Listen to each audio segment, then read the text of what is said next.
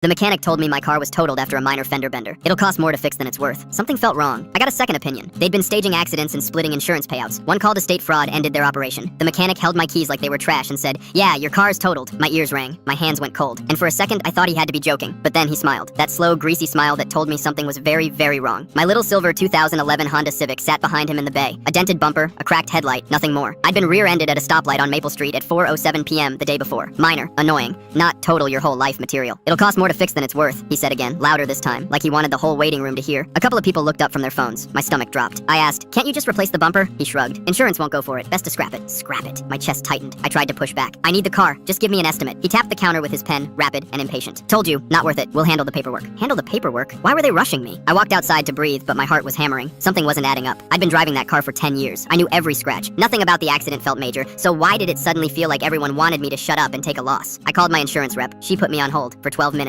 When she came back, she sounded weird, too cheerful. "The shop says the frame's bent. Happens more often than you think." Frame? I stared at my car through the glass window. It didn't even look crooked. My throat went tight. "Can I get a second opinion?" A pause. Then, "If you want, but they're one of our preferred partners." Preferred, like they were friends. Right then, a guy in a blue hoodie walked out of the shop and bumped my shoulder hard enough to make me stumble. He didn't apologize, just muttered, "Should have bought a better car," and slid into a black truck with the shop's logo on the side. Rude, but also convenient. Like he wanted me rattled. I got into my dented Civic, still drivable for a totaled car, and drove it 2 blocks to a small shop called Earl's Auto. No fancy signs, just a small garage and a soda machine that ate my dollar. Earl himself looked about 70, with thick glasses and hands stained with years of oil. He walked around my car, tapping the bumper, shining a light into the wheel well. Then he frowned, not at the damage, at something else. "You say they told you this was totaled?" "Yeah." He lifted the bumper slightly with one hand. "This is a 2-hour job." My skin prickled. "So, not totaled?" He snorted. "Kid, the only thing totaled here is whoever tried to lie to you." I told him the whole story. The pushiness, the weird insurance rep, the rude dude in the hoodie. Earl listened without interrupting. Then he opened the hood and pointed with his flashlight. "See this?" he said. "This ain't from your accident." "What do you mean?" "New scratches, new loosened bolts. Someone was in here after your crash." My mouth went dry. "Why would they?" He held up a hand. "Let me guess. They want to scrap it? Handle the paperwork? Real friendly with your insurance?" I nodded. He sighed. "Classic staged repair scam. Happening more and more. They claim a car's totaled, get the payout, split it, and you're left with nothing." I felt heat rise in my chest. Not fear, fury. I snapped photos, videos. Earl showed me every part they'd tampered with. He wrote a full report on paper with his old shaky handwriting. I thanked him and stepped outside, heart pounding. My first call was to insurance. They brushed me off, said they'd look into it.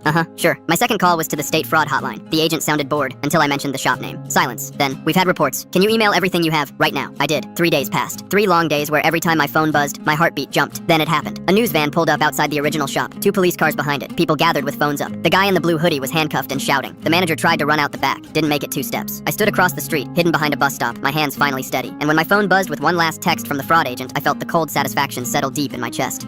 "Operation shut down. Your report was the final proof." I looked back at the chaos, breathed once, slow and calm, and whispered, "They tried to total my car. Turns out I totaled their whole operation." Full story on the channel linked below.